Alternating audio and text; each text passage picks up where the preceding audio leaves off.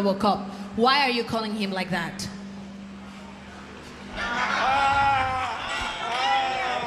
That's it. Handle can move, you don't handle got nothing. Just like you and everybody else that fucking fought before you. They all say the same shit. I'm RoboCop, I have no defense, I have no footwork, no this and that. But after they get in the ring with me, it's a whole different story. All right, you guys, so I want to get into David Benavidez versus David Morrell. Everything about this fight, from the announcement, from the press conferences, from the media workout, and the interviews, and everything else in between, has been nothing less than perfect. And this is exactly what the fans want. And this brings me to the actual fight. Although I do think that David Benavidez is going to win, just because the experience that he does have in the ring and where his resume stands.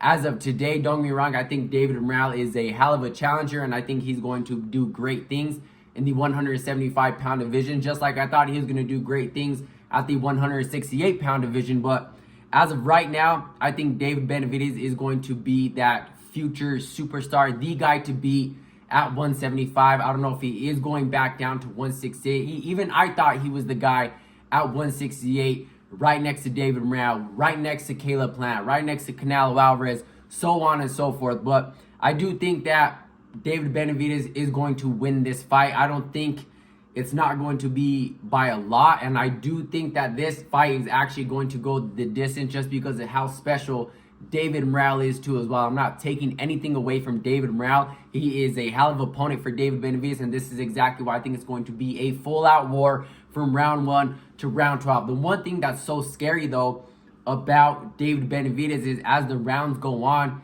he turns it up on you. Don't get me wrong, at 175, he did start to slow down a little bit as the rounds went on, and I think he's going to improve his conditioning, and he's going to throw 10 times more of the punches at 175 than he did at 168, just to show he's the same exact fighter moving up as the fighter he was at 168. But that's what makes David Benavidez so scary. He's going to turn it up on you. He's going to smother you. He's not going to give you any time to regain yourself. He's not going to give you any time to come up with a second game plan. He's going to smother you. He's going to pressure you. He's going to hit you with I don't know how many punches as the round continues. And David Benavidez just takes everything away from you until you feel like you're truly drowning in that ring, until you feel like you really have nothing to give. And then when he smells blood, that's when he gets you out of there. David Benavidez will not give you time to get yourself back together. He will not give you time to come up with a second game plan. He's going to go in there. As the rounds continue, he's going to smother you. He's going to pressure you. He's going to hit you with bombs, with combinations, power shots.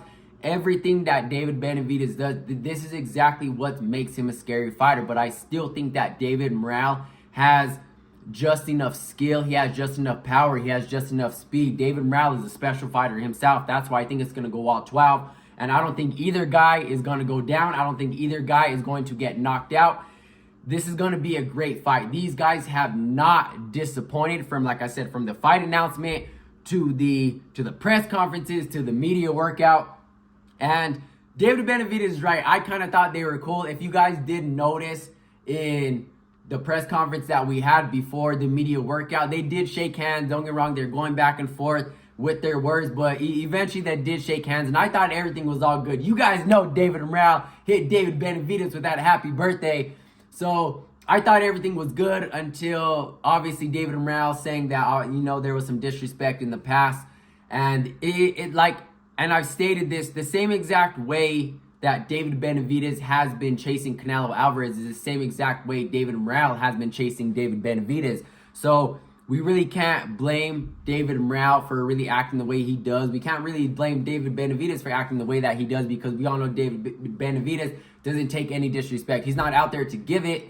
Don't get me wrong, chasing down fights and being disrespectful towards another fighter, especially if they don't want to fight you, is something different. But these guys do want to fight each other. Like I said, bad blood or not, it seems like these two fighters are coming to give everything they have, and that's exactly what's going to make this fight so special. Don't get me wrong, I'm a young cat myself, but I think that this is going to be truly a throwback fight where there's so much pride, so much speed, so much power involved, where neither guy is going to go down, and they're truly going to go out on their shield and give the fans exactly what they're paying for, and to give the fans exactly what they're showing up for. This is going to be nothing less than fireworks when it comes to this event. Let me know who you guys are going for, Team David Benavidez or Team David Morrell, and I'll catch you guys in the next one. I'm out.